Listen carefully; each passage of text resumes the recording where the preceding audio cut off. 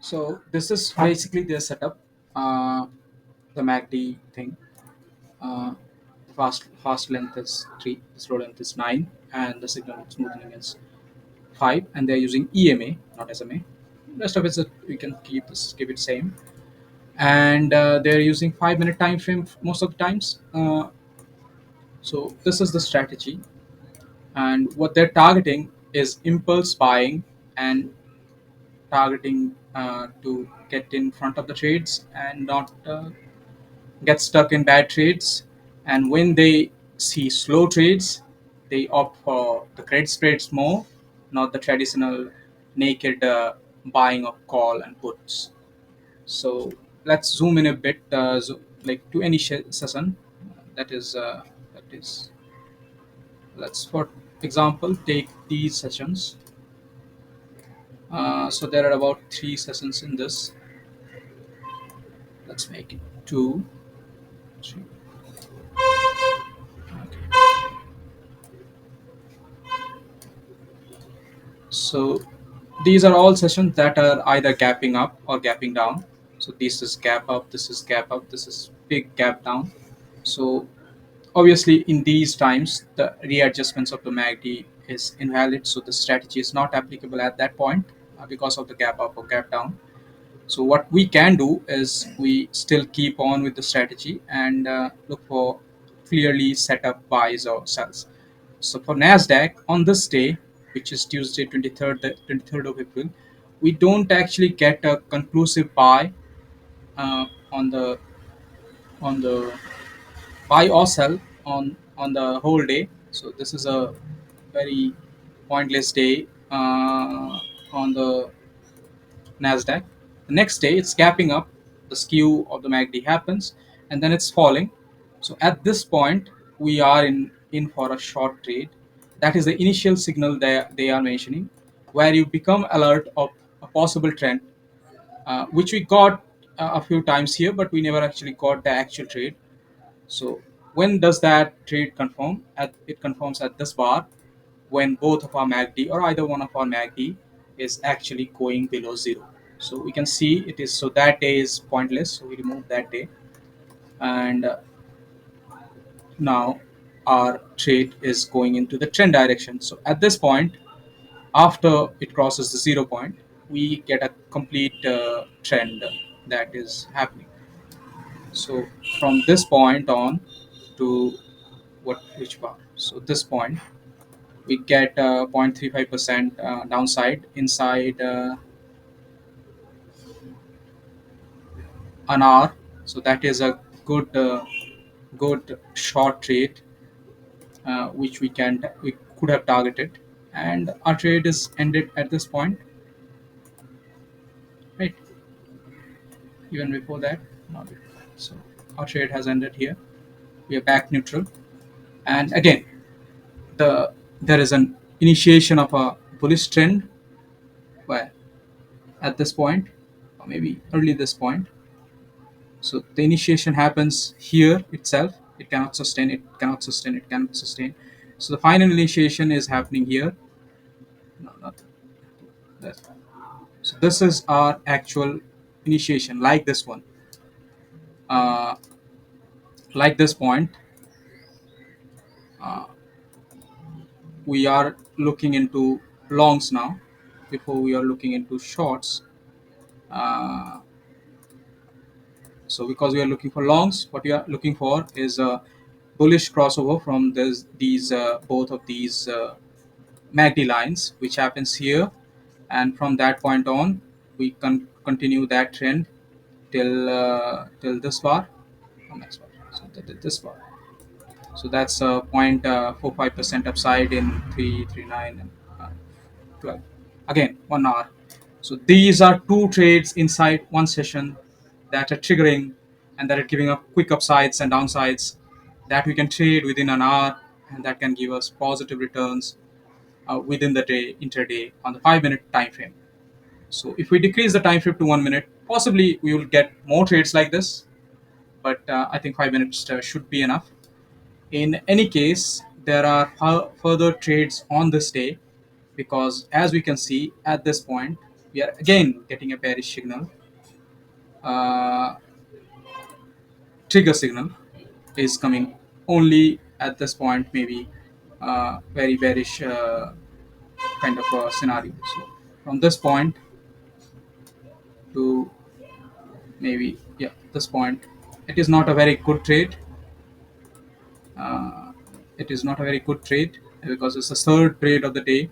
Still, it's not a really bad trade, as it will not probably result in a bigger loss anyway. uh, we are again having a bullish crossover here. Sorry, this point, and the next upside is again there to be captured, which is not that much again, just a few percent, 0.25%, which is, yeah, kind of good inside a session. So in that session, in only Nasdaq, which was not a very good day, a trendy day, it was kind of a cross day. We had multiple opportunities based on this signal, uh, and we could have targeted that downside. So let's say, for example, we after this point, after in this signal, after in this point when we are getting this signal, we are on the back of, let's say, we remove these things.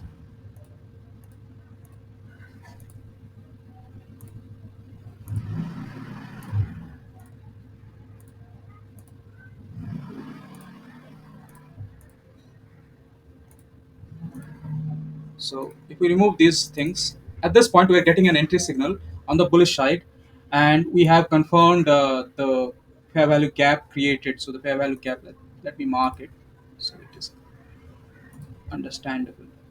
Let us say the price opened here and closed here. So that was the bullish fair value gap that was created by the price, and that was covered within the day. And we had a very good consolidation level at this point, and we are getting a bullish signal.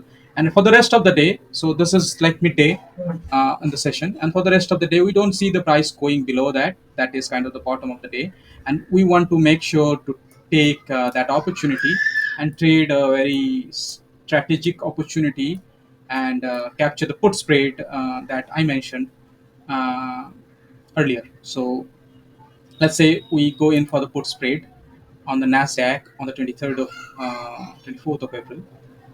Uh,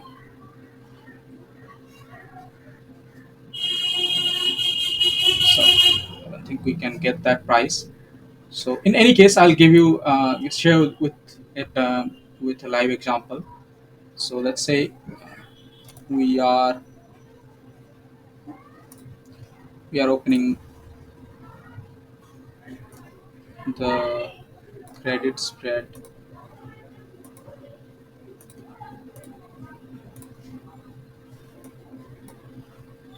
for, let's say, puts. So at that point, let's say price is at 436 or something, and we don't see it going below. So 6th May. So this is today, and we don't see it closing below 436. So anything that is below this 437, 438, all these puts are will go like to a pointless close.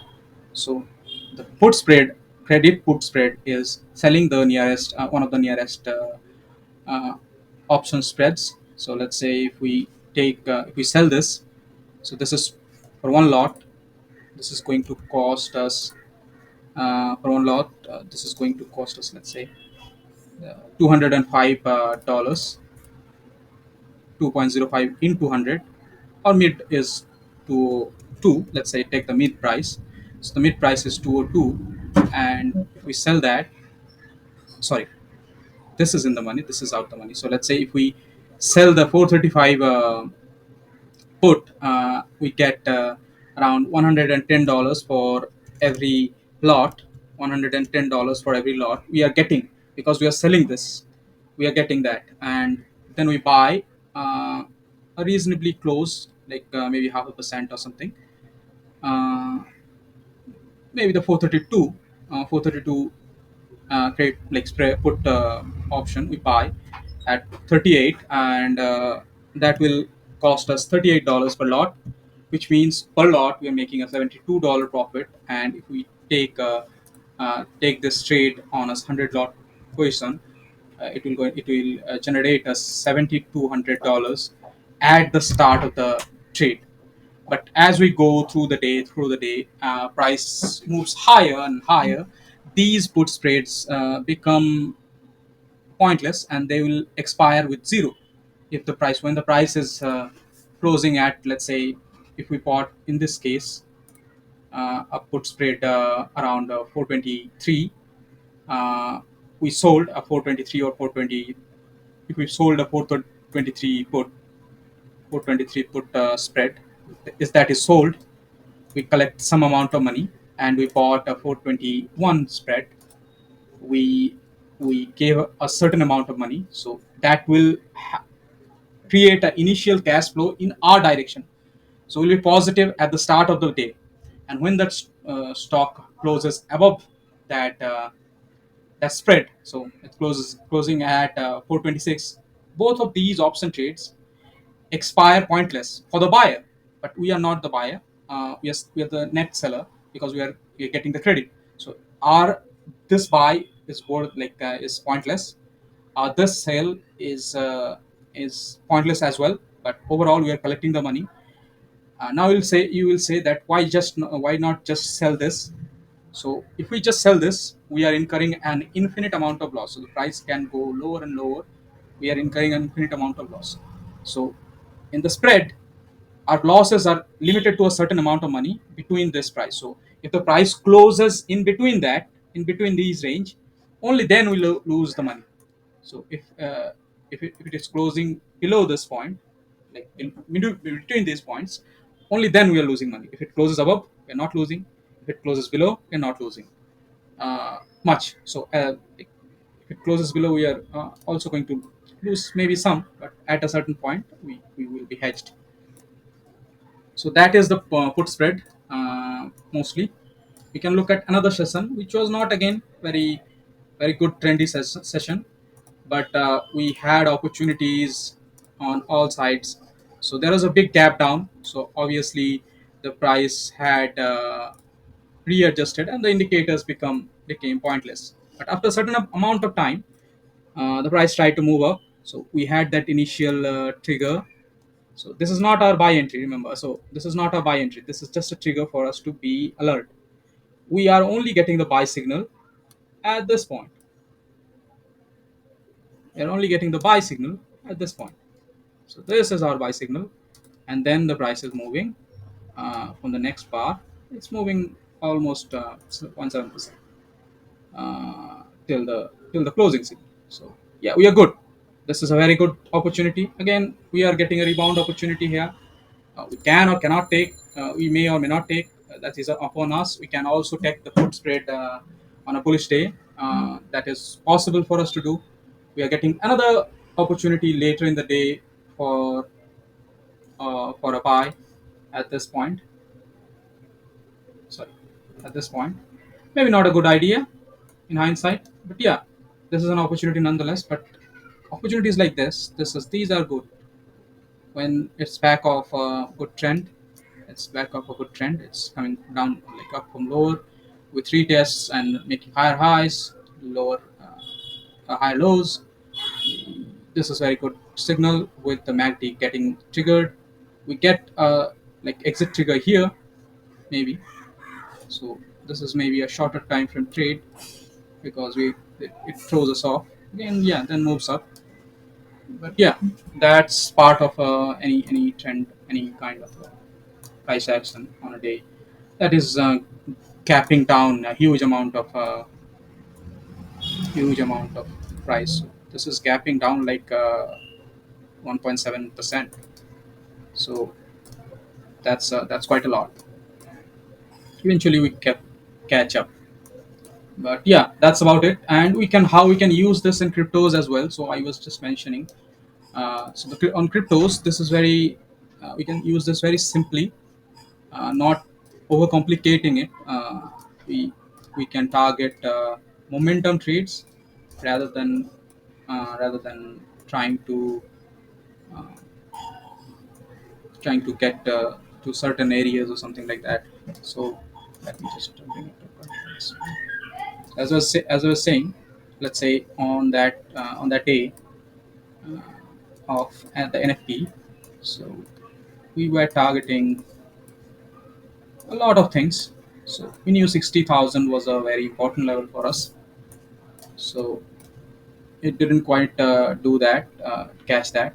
Uh, it is impossible to trade that, like I said, in that momentum.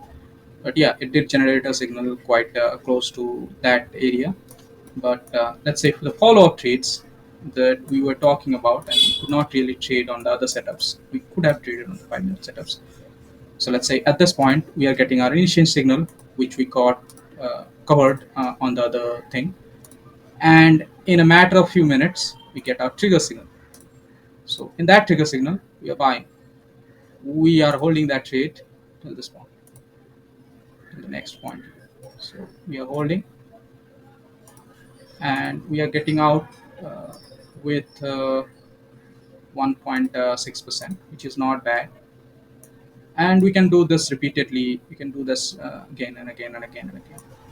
Catch the 5 minute momentums and try to make any kind of returns that is upward of 0.5%.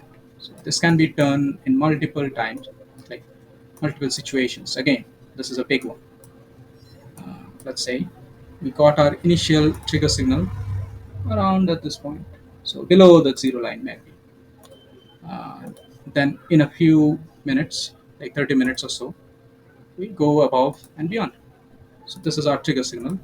After this, we see a momentum, and that takes us to this bar, which is our exit signal. So this is our exit signal. We exit at this point with even with 1.76%, which is not bad for a scalp trade of what 1 hour, less than 1 hour. So yeah, that's the sort of stuff we can do without any intervention from our side. And yeah, that's an approach you can take, like trading this thing on the crypto side as well. So let me know if you have any questions. And of course, yeah, this is a bit long, and we will discuss different stuff.